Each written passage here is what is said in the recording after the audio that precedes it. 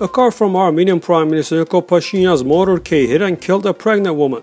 The Armenian police confirmed the information about the accident involving Prime Minister Nikol Pashinyan's government motorcade. The citizen was hit by a car of the road police, which was on duty. The pregnant woman, who was run over by the motorcade, has died. The child also could not be saved. This 29-year-old pregnant woman was Sona Mnatsakanyan, and she was working at the Support Our Heroes Armenia organization. Mnatsakanyan was born and raised in Berkanush village of Artashat city. She had gotten married last year and was living in Yerevan. Earlier, it was reported that the government motorcade of Armenian Prime Minister Nikol Pashinyan hit a pedestrian at the intersection of Leo-Paronyan-Proshyan streets in Yerevan.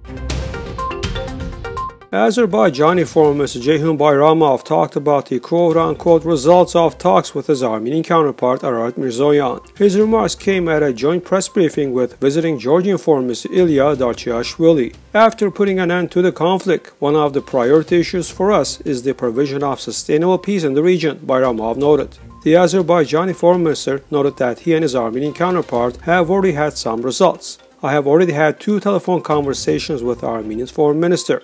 There's already conditions for the start of commission on delimitation and demarcation of borders to operate, Bayramov added.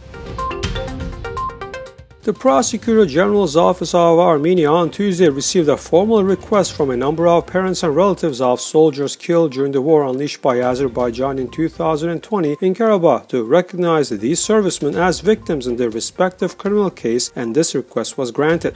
On the same day, the Prosecutor General's Office received a separate formal request to include Prime Minister Nikol Pashinyan as a defendant in the criminal case under investigation into the causes of the catastrophic consequences of the 2020 Artsakh Nagorno-Karabakh war.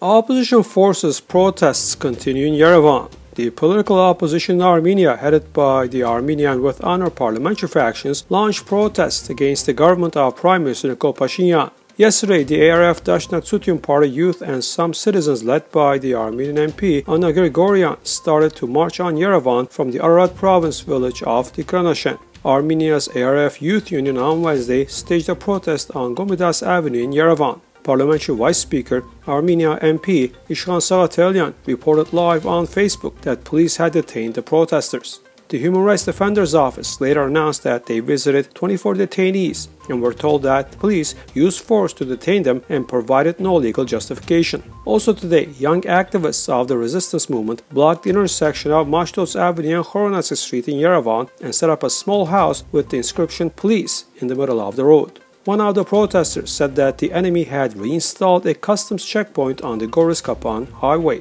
After a while, the protesters ended the rally by apologizing to the drivers. There were practically no police officers on the avenue at the time.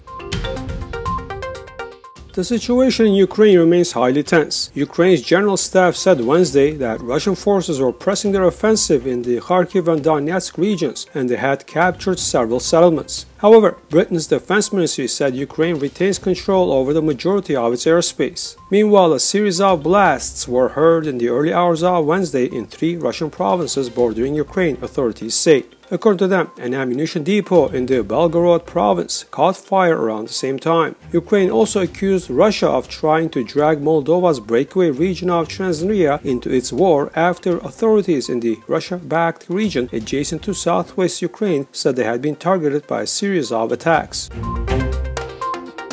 Russia's Gazprom has suspended gas deliveries to Poland and Bulgaria, citing the 2 countries' refusal to pay in Russian rubles. In turn, the head of the European Commission, Ursula von der Leyen, called Gazprom's statement to stop natural gas supplies to the EU countries unjustified and unacceptable.